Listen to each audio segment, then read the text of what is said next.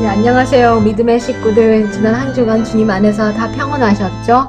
우리 온라인에서 여러분 모두를 뵙게 되어서 진심으로 반갑고 주님의 이름으로 여러분 모두를 환영합니다. 시간이 많이 없기 때문에 바로 우리 말씀 공부로 들어갈게요. 이번 주는 우리 지난주에 이어서 다니엘서 2장을 같이 연구하는 시간이 되겠습니다. 느부갓네살, 여러분들도 이미 아시는 내용이겠지만 우리 또 새로운 의미에서 또 우리 성경과 우리 선구자들 또 우리 예언의 신에서 어떤 말씀이나 같이 복습하는 시간이 되었으면 좋겠습니다. 느부갓네살 왕의 놀라운 꿈을 우리가 다니엘서 2장에서 볼 수 있습니다. 하나님께서는 우리 세상에서 나오는 역사책들을 보면 굉장히 두껍죠. 굉장히 두껍고 또 인간 역사가들이 쓸 말들이 또 자기들이 역사를 읽는 관점이 굉장히 사람마다 다 다르기 때문에 또 자기네들 생각에는 광범위하다고 생각하기 때문에 그 역사책들은 굉장히 두꺼운 것들을 우리가 다 볼 수 있습니다. 그런데 우리 하나님께서는 하나님의 지혜와 인간의 지혜는 다르고 하나님의 길과 인간의 길은 달라요. 하나님의 생각하시는 것은 우리 것보다 훨씬 높고 고상한데 하나님께서는 세계 역사가들이 두꺼운 책에 몇십 권에 넣을 것을 단 한 장에 약 15절에 그 세계 역사를 다 넣으셨고 또 영원한 미래를 우리에게 보여주셨습니다. 느부갓네살이 이룬 그 왕국은 우리가 성경 역사에서 그 기초를 찾아볼 수 있습니다. 바벨론 나라의 역사는 실질적으로는 하늘에서부터 시작된 그리스도와 사단 사이에서 시작된 대쟁투의 이야기의 한 일부분이고요. 이 다니엘서 2장에 나오는 이 세계 역사는 그 큰 돌이 사람의 손으로 자르지 아니한 그 큰 돌이 산으로부터 나와서 온 땅을 채울 그때까지가 이제 이 장을 우리가 계속 연구해서 볼 수가 있는데요. 사단이 우리 하나님 아버지에게 한 고소가 있습니다. 사단은 하나님의 왕국은 불공평하고 하나님의 나라의 율법은 지킬 수 없다고 그렇게 하나님 아버지를 잘못 공격을 하고 고소를 하였습니다. 온 우주 거민들한테. 그래서 사단에게 주신 은혜의 기간이 약 6천여 년인데요.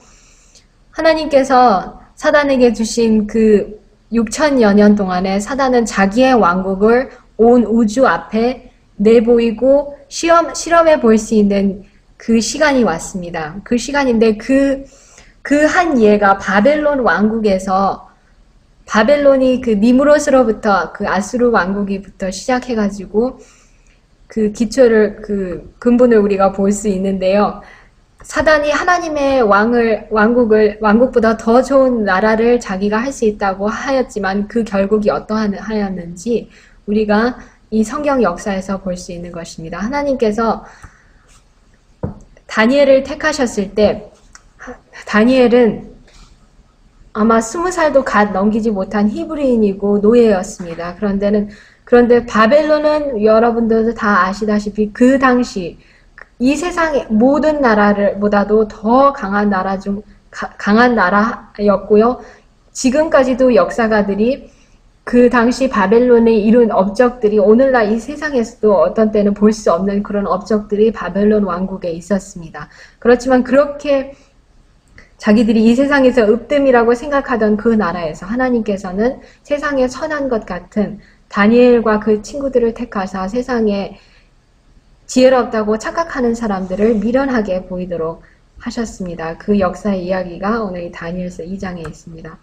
느부갓네살 왕이 위에 있은지 2년에 꿈을 꾸고 그로 인하여 마음이 번민하여 잠을 이루지 못한지라. 하나님께서 왜 느부갓네살에게 꿈을 주셨을까요? 하나님께서 이 교만하고 자기가 다 이루었다고 자만한 이 이방인 왕에게 진리를 어떻게 나타내실 수가 있었을까요? 느부갓네살이 깨어있는 동안에도 물론 그 진리를 다니엘과 친구들을 통해서 가르쳐 주실 수 있으셨지만 하나님께서 택하신 때는 느부갓네살이 잠들어 있는 자기가 깨어있을 때보다도 잠들어 있을 때 오히려 하나님께서는 진리를, 이 세상이 필요한 진리를 그에게 보여주시고자 계획하셨습니다. 다니엘이 이 꿈을 꾸게 된 배경은 우리 다 잘 아시지만, 느부갓네살이 이렇게 위대한 왕국을 이루었지만 자기가 밤에 자기 전에 누워서 생각한 것은 이것이었을 거예요. 이 생애가 참 짧고 내가 곧 죽을 것인데 미래가 어떻게 될 것인가? 나의 이룬 소위 이 위대한 나라의 운명과 미래가 어떨 것일까? 그것을 곰곰이 생각하다가 잠이 들었어요. 그럴 때 그 사람의 공지가 하나님의 기회라고, 하나님께서 자아가 온전히 자기를 비웠을 때, 잠들었을 땐 자아를 내려놓잖아요. 거의 죽은 것 같죠. 그랬을 때 하나님께서 느부갓네살에게 이 세상 역사를 보여주시려고 꿈을 주셨습니다. 근데 느부갓네살이 꿈을 깨었을 때 자기의 생각을 표현할 만한 언어를 찾지를 못했어요. 자기가 본 것을 생각하고자 하였고 말하고자 하였지만 그 계시는, 그 꿈은 이미 지나가 버렸어요. 생각이 나지 않았어요. 그런데 너무나도 중요한 것이어서 자기가 어찌할 바를 몰랐어요. 그 예언의 그 역사를 다니엘서 2장 2절에 왕이 그 꿈을 자기에게 고하게 하려고 명하여 박수와 술객과 점장이와 갈대아 술사를 부르매 그들이 돌아와서 왕의 앞에 선지라. 왕이 그들에게 이르되 내가 꿈을 꾸고 그 꿈을 알고자 하여 마음이 번민하도다. 갈대아 술사들이 아람 방언으로 왕에게 말하되 왕이여 만세수를 하옵소서. 왕은 그 꿈을 종들에게 이루시면 우리가 해석하여 드리겠나이다. 느부갓네살이 이 중요한, 너무나도 생생한 꿈을 꾸었건만 자기가 그것을 생각할 수가 없었어요.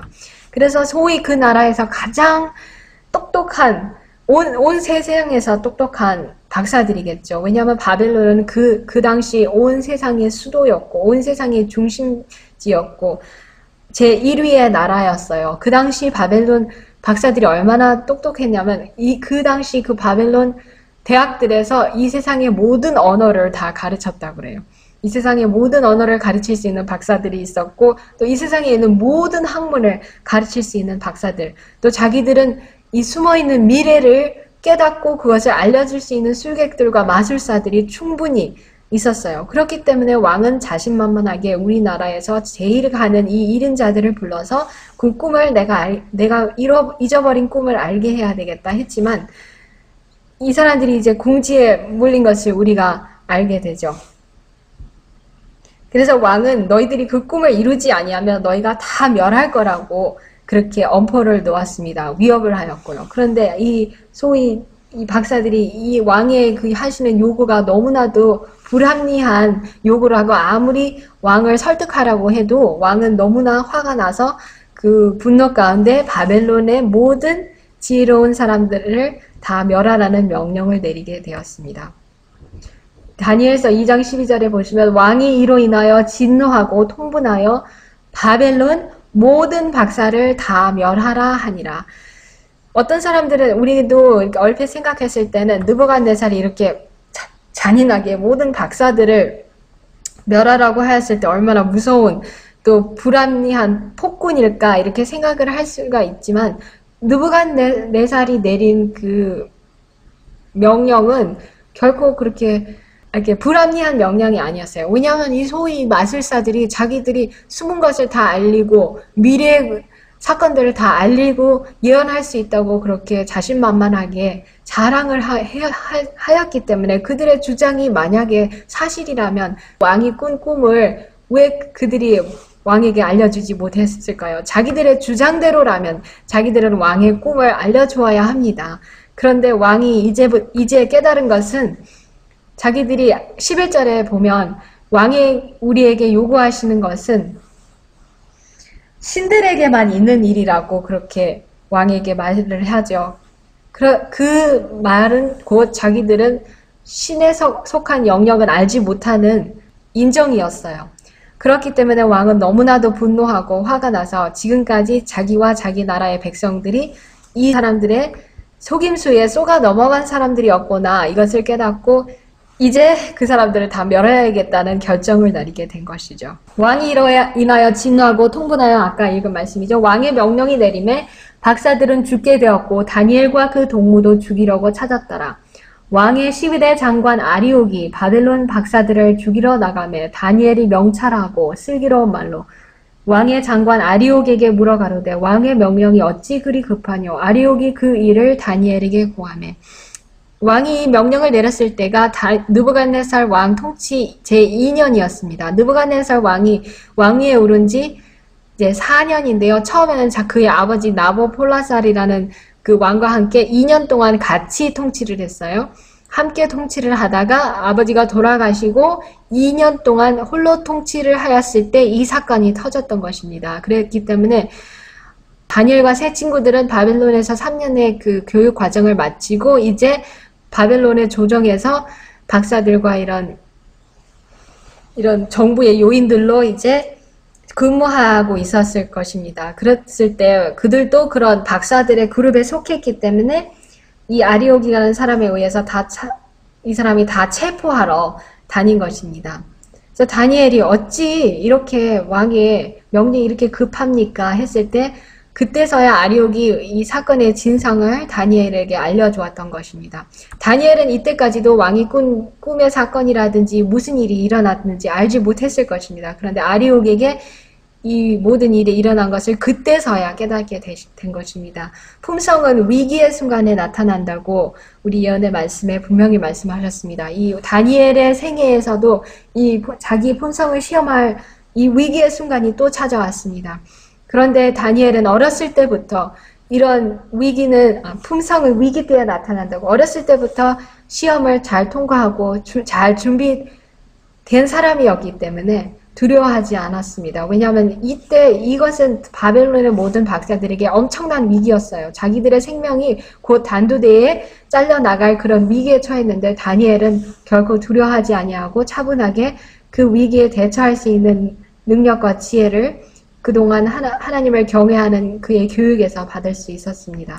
그래서 다니엘은 그의 생명을 무릅쓰고 들어가서 왕께 구하기를 기한하여 주시면 왕에게 그 해석을 보여드리겠다 하니라. 다니엘서 2장 16절의 말씀이었습니다.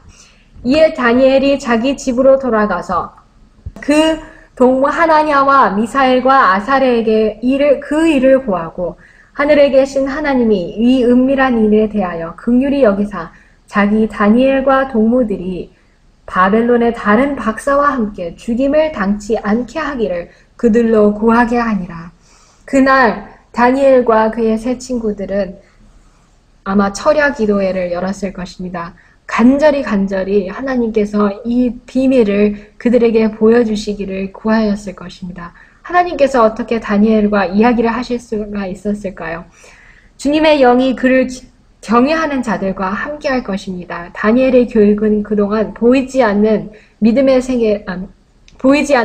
생애를 믿음의 눈으로 바라보도록 항상 훈련을 받아왔었습니다. 그렇기 때문에 하나님께서는 다니엘에게 느부갓네살 왕에게 보여주셨던 그러나 그 박사들에게서는 숨기셨던 하나님의 놀라운 비밀의 꿈을 다니엘에게 밤 이상 중에 밤 이상이었는지 꿈이었는지 어쨌든 하나님께서는 다니엘에게 분명히 보여주셨습니다. 보여주셨을 때 다니엘이 이제 오늘 시간이 없기 때문에 그 모든 성경 이야기를 다 여기에 넣어놓지는 않았지만 다니엘이 맨 먼저 그 이상을 받았을 때 자기 친구들과 함께 하나님께 감사하는 기도회를 열었어요. 사람에게는 숨기시던 그 일을 그의 종들에게 보여주신 하나님께 감사 기도를 드렸고 그 다음에 왕의 앞에 나왔습니다. 근데 다니엘이 왕 앞에 나아갔을 때도 아주 겸손한 태도로 나아간 것을 우리가 이 성경 말씀에서 볼 수 있습니다. 다니엘이 왕 앞에 대답하여 가로되 왕의 물으신 바, 왜냐하면 이 전 절에 보시면 느부갓네살이 이렇게 물어봅니다. 너가 능히 그 꿈을 보여줄 수 있느냐? 이렇게 물었을 때 다니엘이 대답한 것입니다. 이 은밀한 것은 박사나 술객이나 박수나 점장이가 능히 왕께 보일 수 없으되 오직 은밀한 것을 나타내실 자는 하늘에 계신 하나님이시라. 그가 느부갓네살 왕에게 후일에 될 일을 알게 하셨나이다. 왕의 꿈 곧 왕이 침상에서 뇌 속으로 받은 이상은 이러하니이다. 하나도 영광을 하나도 자기에게 돌리지 않고 오직 하나님만 높이면서 왕에게 그 꿈을 알려줍니다. 그런데 이 꿈을 알려주시고 이 꿈을 느부갓네살에게 보여주실 때 하나님께서 이루어놓으신 정해놓으신 섭리들을 우리가 볼 수 있는데 연속적으로 그 섭리들이 일어난 것을 우리가 이렇게 볼 수 있습니다. 첫 번째 섭리는 이것이 아주 중요한 꿈이었어요. 그렇기 때문에 왕의 머리에 강한 인상을 남겼어요. 그래서 너무 남았기 때문에 왕은 그것을 알기 위한 염원이 대단했습니다. 그런데 하나님께서는 일부러 잊어버리게 하셨어요. 왕이 그것을 기억을 하였더라면 박수나 술객들에게 자기가 기억했던 꿈을 가르쳐 줬겠죠. 가르쳐 주면 그 엉터리 박사들이 엉터리 해석을 내놓았을 것입니다.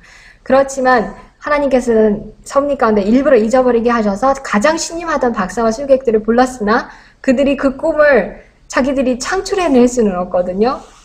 그렇기 때문에 자기들이 이 일을 할 수 없다는 것을 분명 왕 앞에 적나라하게 보여주셨어요. 그들이 속수무책하였던 것을.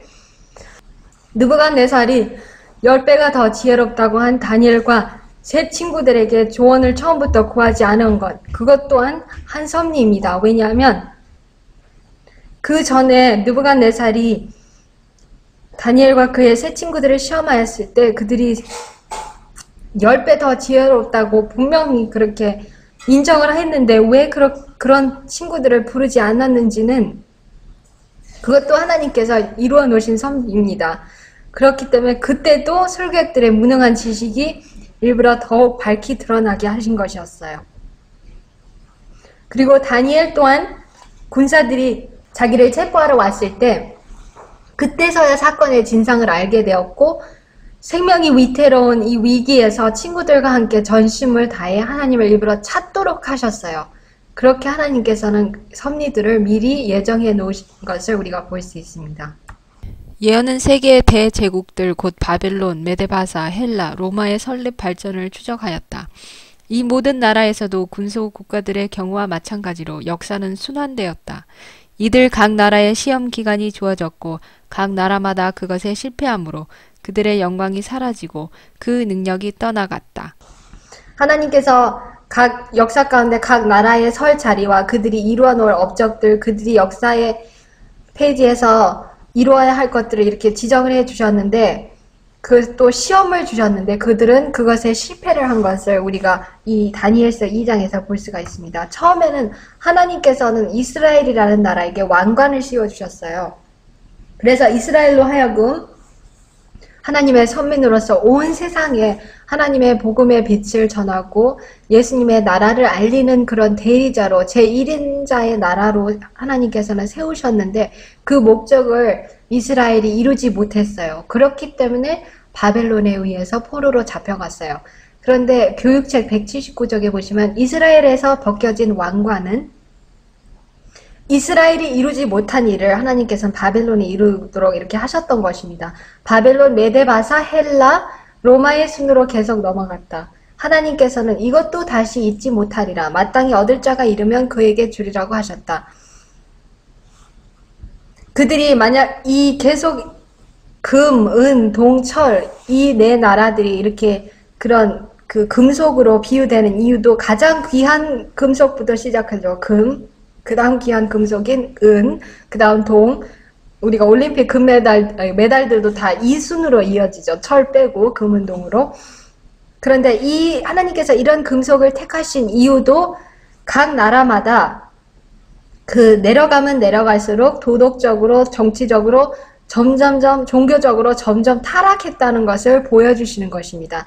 세계 역사뿐만 아니라 그 나라들이 점점점 가치가 떨어지는 것을 보여주시는 건데요. 만약에 이 나라들, 이스라엘을 시작으로 해서 바벨론, 메데바사, 헬라 이런 나라들이 하나님을 경외하고 하나님의 정부의 기초인 하나님의 율법을 지키고 그대로 행했더라면 하나님께서는 그들에게 지혜와 능력을 주셔서 그 나라들이 계속 강하게 하나님의 업적을 이루는 데 사용을 하셨을 텐데 그렇지 못했기 때문에 이런 순으로 보여주신 것을 우리가 보게 됩니다. 그래서 우리가 하나님께서 느부갓네살에게 보여주신 이 신상의 각 부분들을 보면요. 금머리는 바벨론 BC 605년부터 539년을 통치한 것을 보게 되고요. 그 다음에 은가슴은 메데바사 페르시아 BC 539부터 331년인 것을 우리가 보게 됩니다. 그리고 이 동넓적다리는 헬라 그리스 BC 331년부터 168년 동안 그 기간이 주어졌어요. 그 나라에게는. 그리고 철다리 또는 쇠다리 로마는 BC 168년부터 AD 476년의 기간을 이 세상을 통치하고 다스렸습니다. 그 후에는 우리가 철과 진흙 섞인 발가락 또는 발인데 그 나라들은 서유럽에 분열된 국가들이고 이 국가들의 시대는 AD 476년부터 주님의 재림의 날까지 이어지는 것을 우리가 이 하나님께서 주신 역사에서 볼 수 있는 것입니다. 느부갓네살에게 나타났던 우상은 권세와 영광 가운데 있던 지상 왕국들의 퇴락 현상을 상징하는 한편 또한 그것은 이 왕국들의 백성들 사이에 있을 종교와 도덕성의 퇴화 현상을 아주 적절하게 상징한다. 열국들이 하나님을 잊어버리는 것과 같은 비례로 그들은 도덕적으로 약해진다. 우리가 바벨론을 생각할 때 굉장히 타락한 종교적으로도 도덕적으로도 퇴화된 타락한 나라로 하지만 바벨론이라는 이 금머리는 그래도 그 전 나라들보다는 종교와 도덕에 의해서 덜 퇴화됐고 덜 타락했다는 의미입니다. 내려가면 내려갈수록 종교적으로 도덕적으로 타락했다는 것을 의미합니다. 그래서 금머리 바벨론은 하나님께서 다니엘에게 보내주신 그 해석에 의하면 왕은 곧 그 금머리입니다. 다니엘이 그 해석을 다니엘서 2장 38절에 주었습니다. 또 예레미야 51장 7절을 보셔도 선지자 예레미야가 바벨론을 한 금잔이라고 표현을 하였습니다. 바벨론은 여호와의 수중에 온 세계로 취케 하는 금잔이라 열방이 그 포도주를 마시고 인하여 미쳤도다. 그래서 1차적으로는 금머리는 진짜 실제적으로 존재했던 왕국인 바벨론을 의미하고 우리가 나중에 또 계시록과 연결이 되면 이 바벨론은 또 그 온 세계로 취케 하는 금잔을 가진 음녀들의 어미 로마 천주교회를 의미하는 것을 우리가 볼 수가 있습니다. 바벨론이 타락한 이유는 바벨론이 망한 것은 바벨론이 번영 중에 있을 때 그가 하나님을 잊어버리고 그 번영의 영광을 인간의 업적으로 돌렸기 때문이다. 그 역사를 우리가 다니엘서 4장에서도 볼 수 있죠. 느부갓네살이 나중에 이거는 이 위대한 왕국은 나의 영광을 위해서 내가 이룬 것이 아니냐 이렇게 감탄하다가 결국 짐승으로 전락한 그 역사를 우리가 곧 공부하게 될 것인데요. 바벨론이 그 당시 얼마나 소위 위대한 나라였냐면 그 동방에 속했고요. 사단이 하나님의 왕국을 모방을 했어요. 그래서 하나님 왕국은 우리가 계시록에 보면 그 엄청나게 큰 사각의 그 면적을 하고 있죠. 근데 이 바벨론 왕국도 이제 제가 키로수로는 여러분이 한번 계산을 해보세요. 근데 마일로는 60마일이었어요. 60마일이고 각 면이 15마일씩이었어요. 그러면 이제 그 키로수로 여러분 하시려면 곱하기 1.6을 하면 이제 키로수가 나오죠. 각 면이, 그러니까 성읍의 1면이 길이가 15마일씩이어서 다 합쳐서 그 60마일이었고요. 또 각 그 성은 강으로 둘러싸여서 적군이 쉽게 접근하지 못하도록 하였고 그 안에는 온갖 아주 휘황찬란하고 뭐 소위 세상 사람들이 영광스럽게 보는 그런 정원들, 신전들, 궁전들, 뭐 오늘날 우리 이 세상에서도 볼 수 없는 그런 광경들이 뭐든지 금으로 다 해놓았고 너무나도 번영을 진짜 소위 세상이 좋아하는 그런 번영을 뽐내는 그런 왕국이었습니다. 지금도 그런 도시가 없다고 역사가들도 인정을 합니다. 그리고 온 나라들이 자기 앞에 절을 하는 그런 아주 교만한 왕국이었습니다. 그런데 이 왕국이 70년을 이루지 못하고 나중에는 이제 메데바사에 의해서 멸망하는 것을 봅니다. 고고학자들이 찾은 이 돌비를 보면요. 거기에 여기 뭐라고 썼냐면 이 나라가 영원히 남기를 바라노라 그런 문구가 또 써 있다고 합니다. 그만큼 뭐 이거는 한 그림에 불과하지만 아주 흥청망청 살면서 소위 번영을 누리는 그런 국가였던 것을 볼 수가 있습니다. 이런 신전들, 이런 뭐 이거는 그냥 그림에 불과하지만 우리가 한 상상을 해볼 수가 있는데요. 신기하게도 느부갓네살이 죽자마자 한 2년 후에 자기 아들이 통치할 때 바벨론과 메대 사람들 사이에 큰 전쟁이 일어났어요. 그래서 바벨론이 오히려 메대의 종속이 되는 그런 패배를 안게 되었고요. 그 다음에 이제 다니엘서 5장 31절 6장에 나오는 그 다리오가 자기 조카 고레스와 함께 바벨론 사람들을 치려고 전쟁을 시작합니다. 그래서 그 전쟁이 다니엘서 5장에 나오는 벨사살 왕의 3년에 이들이 이제 승리를 해서 어떻게 그들이 승리했는지는 우리 역사에 잘 나오죠. 그들이 그 강물을 돌려서 이 강물을 돌리지 않고 강물마다 하여간 너무나도 바벨론은 사람들이 들어오지 못하도록 잘 군사적으로 튼튼하게 자기의 나라를 지킬 수 있도록 그렇게 건설을 했는데 그들이 이 메데바사 왕국이 바벨론 왕국을 넘어뜨릴 수 있었던 이유는 그들이 너무나도 태만하고 너무나도 자신만만했기 때문에 이 성읍을 지키는 군사들도 다 너무 술 마시고 흥청망청 자기 할 일을 하지 않았기 때문에 강물을 돌려서 아주 쉽게 그 나라에 들어와서 그 다리오 왕을 죽이고 그 나라를 무너뜨릴 수가 있었습니다. 그래서 하나님께서는 예언하신 바와 같이 이사야 13장 19절로부터 22절에 보면 이 바벨론은 하나님께서 멸망하신 소돔과 고모라 같이 될 것이고 그곳에 처할자가 하나도 없을 것이고 들짐승들만 꽉 차고 짐승이 그 가옥에 충만하고 타조가 깃들고 들량이 거기서 뛰고 궁성에서는 시랑이 부르짖을 것이고 화려한 전에는 들깨가 울 것이고 또 독사들 뭐 이런 것들로 가득할 거라는 이사야 13장 19절로부터 22절의 말씀이 불과 바벨론이 메데와 바사에게 패망을 당한 지 몇 년 후에 이루어졌다는 것을 역사가들이 다 증명을 합니다.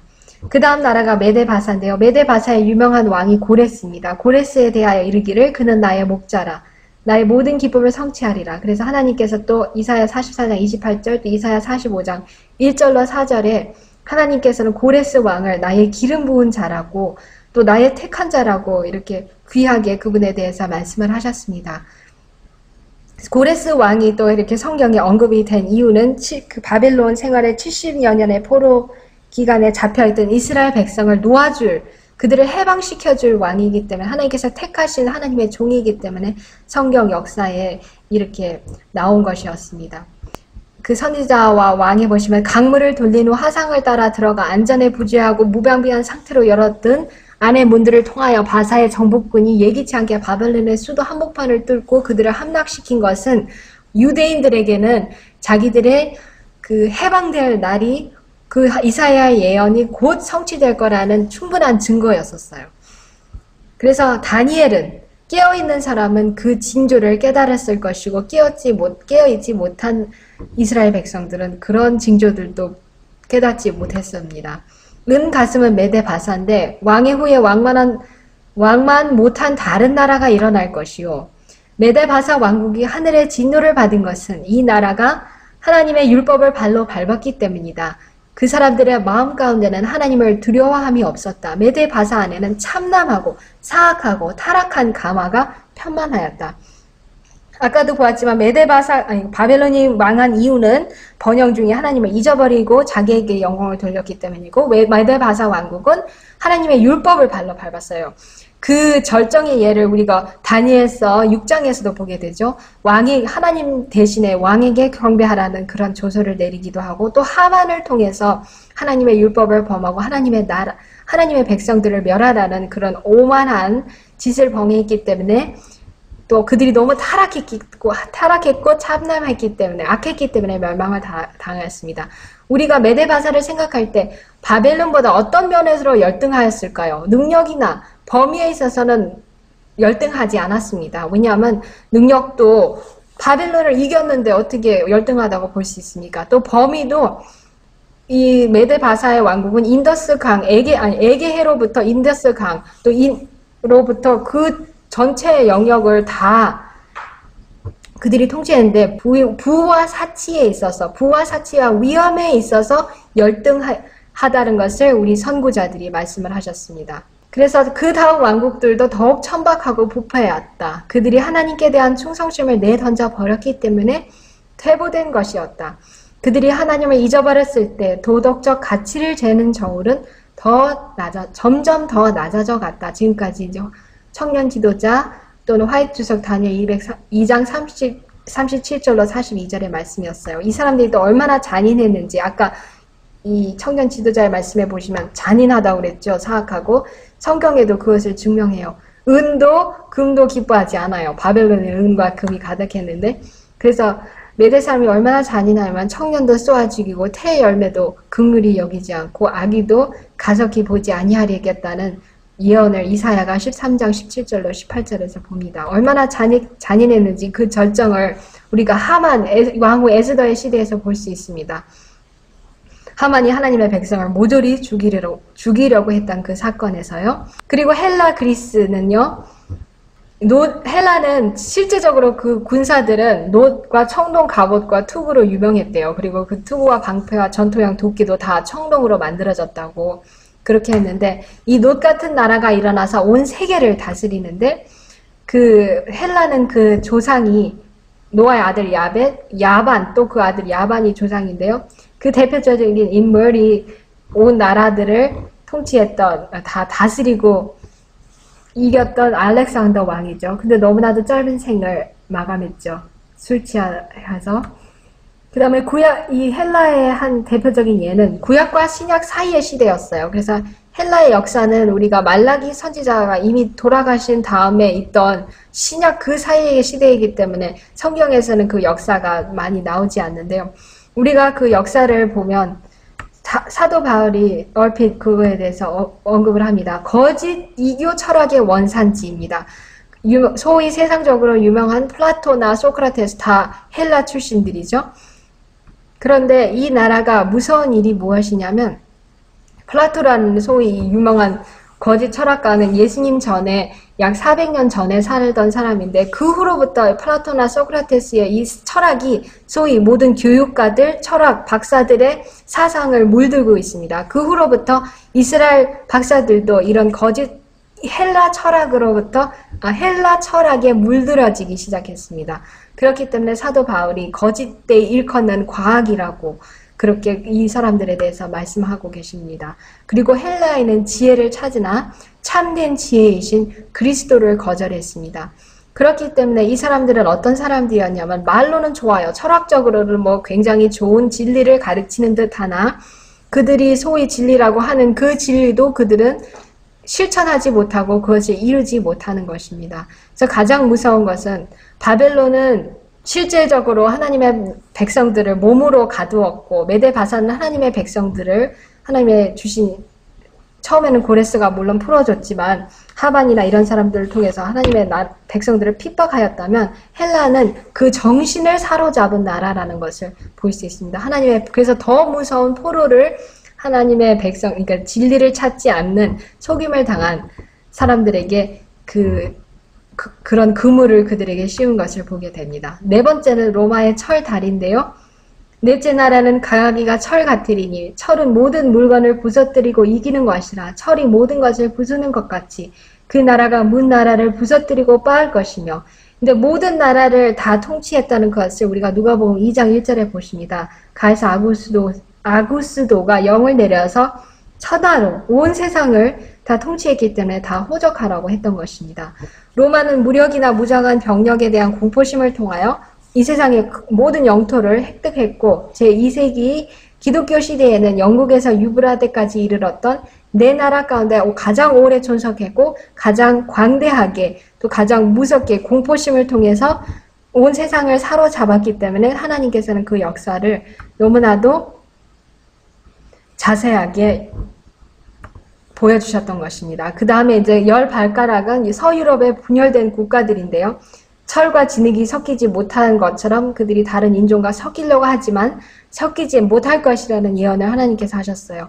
그 10발가락을 우리가 보면요. 선구자들은 첫 번째 유라야 스미스하고 선지자의 남편 제임스 와이스는 그 첫 번째 나라가 훈즈족, 곧 헝가리라고 했습니다. 근데 나중에 E.T. 존스는 알라만족, 독일이라고 이렇게 나중에 주장을 했는데, 그래서 1888 믿음으로 말미암는 의의 기별, 그 당시 유라야 스미스와 E.T. 존스가 또 대립을 이루었던 그 주제 중 하나가 이거였습니다. 유라야 스미스는 헝가리라고 계속 이기고 E.T. 존스는 아니다, 독일이다, 알라만족이다. 그래서 그것 때문에 두 파로 나뉘어져서 그것 때문에도 사람들이, 이 재림교회들이 서로 싸웠는데, 우리 엘렌 화이트 여사는 어느 쪽이 맞다 그런 말씀을 뭐 하시진 않았어요. 뭐 혹시 여러분 찾으시면 저한테 말씀해 주시는데요. 저는 아직 찾지 못했거든요. 그래서 그거는 여러분께서 참고하시고요. 두 번째는 부르군디족이 오늘날의 스위스, 프랑크족은 오늘날의 프랑스, 롬바르드족은 이태리, 오늘날 섹슨족은 영국, 스웨비족은 오늘날의 포르투갈, 서고트족은 오늘날의 스페인, 나머지 빨간은 헤르라이족, 서기 493년 반달족, 그들 동고트족은 이 534년과 또 538년에 다 멸종된 나라들인데, 나중에 우리가 또 공부해보겠지만 이 세 나라가 멸종당했던 이유는 우리 선구자들도 인정을 하고 역사학자들도 인정하는 건데요. 그들이 로마 교회 교리들을 인정하지 않았기 때문에, 특별히 삼위일체 교리를 인정하지 않고 또 다른 교리들도 인정하지 않았기 때문에 로마가, 그러니까 이교를 물러받을 그 교황청 로마가 이들을 싹 뽑아버리고 자기의 자리를 마련했던 것입니다. 종교와 국가를 섞은 것이 철과 진흙으로 대표되었다. 이 연합은 교회들의 모든 능력을 약하게 하고 있다. 교회의 정보에 힘을 부여하는 것은 악한 결과들을 가져올 것이다. 사람들은 하나님의 오래 참으심의 한계를 거의 넘어가고 있다. 그들은 그들의 힘을 정치에 바치고 교황권과 연합하였다. 그러나 하나님께서 그분의 율법을 범한 자들을 벌하실 시간이 올 것이며 그들의 악한 일은 그들에게 되돌아올 것이다. 그래서 이 1차적으로는 이 철과 진흙이 섞였다는 의미는 종교와 국가를 섞은 정교 분리의 원칙을 무시한 그런 것을 의미하는 거고요.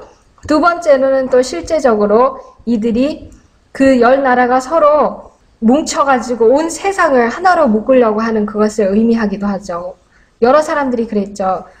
뭐 루이 14세도 그랬고 나폴레옹도 그랬고 히틀러도 그랬고 유럽을 하나로 뭉쳐보려고, 또 오늘날은 유엔을 통해서 하나로 뭉쳐보려고 하지만 하나님께서 미리 말씀해 놓으신 예언이 있기 때문에 이 약속은 성취되지 못할 것입니다. 오늘날도 우리가 유엔 가운데서도 이 맨날 서로 그리스하고 서로 여러 나라들이 돈 또 경제 상황 때문에 서로 분쟁을 하고 서로 하나가 되지 못하는 것을 보게 됩니다. 또 왕이 부신족 사람의 손으로 아니하고 뜨인 돌이 신상의 철과 진흙의 발을 쳐서 부서뜨리매 때에 철과 진흙과 놋과 은과 금이 다 부서져 여름 타작 마당에 겨같이 되어 바람에 불려간 곳이 없었고 우상을 친 돌은 태산을 이루어 온 세계에 가득하였었나이다.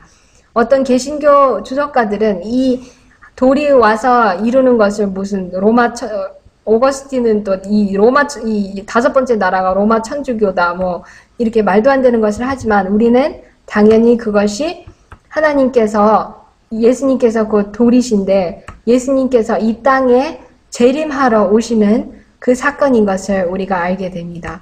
그래서 이 열왕의 때에 하나님이 한 나라를 세우시리니 이것은 영원히 망하지도 아니할 것이요 그 국권이 다른 백성에게로 돌아가지도 아니할 것이요 도리어 이 모든 나라를 쳐서 멸하고 영원히 설 것이라.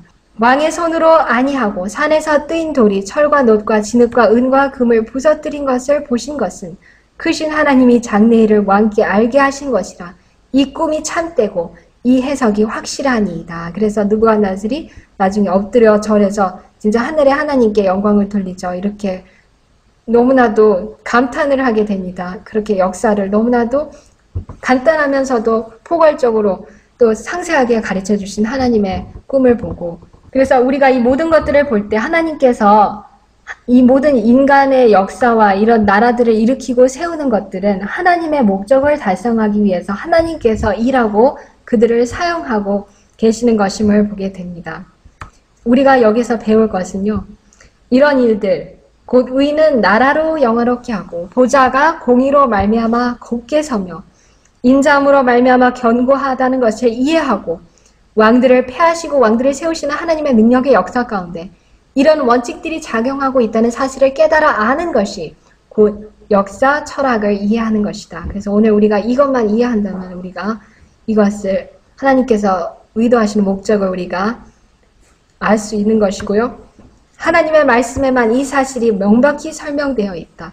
거기엔 국가의 힘이란 개인의 경우와 마찬가지로 그들을 무적으로 만들어주는 듯이 보이는 어떤 기회나 시설에 달린 것이 아니며 또한 그들이 자랑하는 강대함에 있는 것도 아니라고 설명되어 있다. 한 국가의 힘은 하나님의 목적을 이루려는 저희의 성실성에 의하여 측정되는 것이다. 그래서 그것을 이루지 못했기 때문에 이 각 나라들이 점점 퇴보하고 타락해서 그렇게 금속적으로도 가치가 떨어지는 것으로 표현했던 것을 보입니다. 그래서 하나님께서 목적하신 그 영원한 나라, 돌이 온 산을 부서뜨려서 큰 평지를 이루어서 영원히 망하지 아니할 그 나라가 곧 임할 텐데요. 저와 여러분도 이 역사의 이 시점에 우리가 서서 우리가 나라도 그렇지만 우리가 한 개인으로서 우리가 얼마나 하나님의 목적을 이루는데 우리가 성실하고 그 목적을 이루기 위해서는 하나님의 율법을 지키는 것, 하나님의 계명을 두려워하는 그것이 우리의 본분임을 우리가 기억할 때 하나님께서 이 백성은 나를 위하여 지었나니 나의 찬송을 부르게 하려 하심이라 이렇게 말씀하실 수 있는 그런 백성이 되기를 간절히 기도합니다. 다 같이 기도로서 마치겠습니다. 하늘에 계신 우리 아버지, 오늘 또 주님께서 너무나도 간단하게 다니엘서 2장에서 이 세계의 역사를 주님의 관점에서 우리에게 보여주심을 감사합니다.